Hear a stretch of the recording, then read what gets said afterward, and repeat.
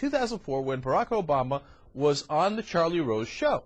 And he said something very similar to the comments that he made in San Francisco about Pennsylvania voters, saying how they are disgruntled and that they turn to things that comfort them when there is economic hardship. So in essence, he's explaining the bitter quote a lot better back in 2004.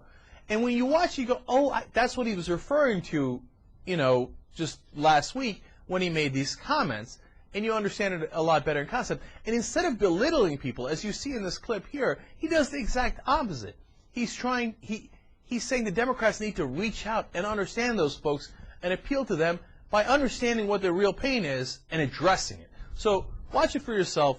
Here's Barack Obama, a quick clip with Charlie Rose. A town that I spoke about in my speech, actually, in Illinois, and it's I think, representative of many towns in the Midwest.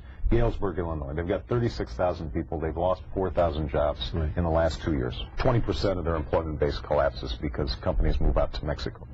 So you sit down and you talk to union workers, 50, 55-year-old guys, who the best that's being offered to them is retraining to be nurses' assistants, right? These guys with beards and, tough guys who are used to handling heavy machinery.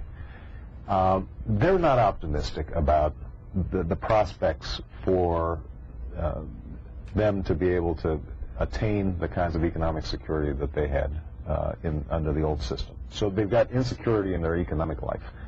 They don't know where their health care is coming from. They don't know what's happening with their pension. What they do know is that they can go out with their friends and hunt and feel a sense of camaraderie, and there's a connection between hunting and them going out with their father to hunt, just as there's a connection maybe for their wives to going to church and going with their grandmother to church.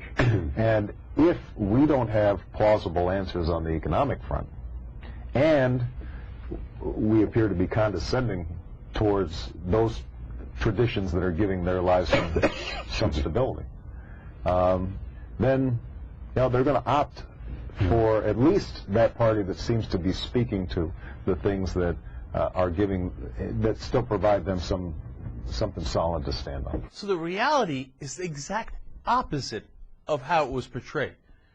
There in 2004, Barack Obama explains you can't be contemptuous of these folks. You can't look down on them. In fact, you should relate to them and understand what their issues are, what their problems are, and what they seek comfort in. And it's not a wrong thing, and it's not, it is absolutely clear from that video, it's not belittling people who look for comfort by going out hunting with their friends or going to church with their friends. He's saying, that makes all the sense in the world, let's figure out how we can address their concerns. Now, that's the reality. Unfortunately, we live in a world where that reality gets crushed by the media spin machine. Now, I don't want people to get carried away with conspiracies. The media doesn't necessarily do it on purpose. I think oftentimes it's a blind beast that has no idea what it's doing. But you saw the reality right there with your own eyes. Now but that's not the reality that most Americans see. Instead, they see the view of events as Barack Obama belittling those people that he specifically tries to address their concerns. And to say, let's not belittle them, let's not be contemptuous of them.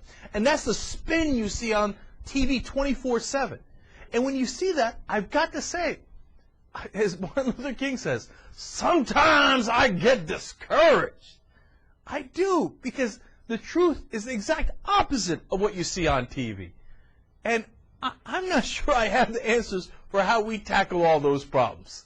But we tackle them one day at a time here, I'll tell you. And we do our best in bringing you what the truth is. And I just got to feel that can be a news organization eventually one day on TV that can actually find the truth and deliver it to you in a somewhat efficient and effective manner. We're not there yet. But also, as Martin Luther King has said, there is a balm for the sin-sick soul. There is a balm to make the wounded whole. I do believe. I do believe.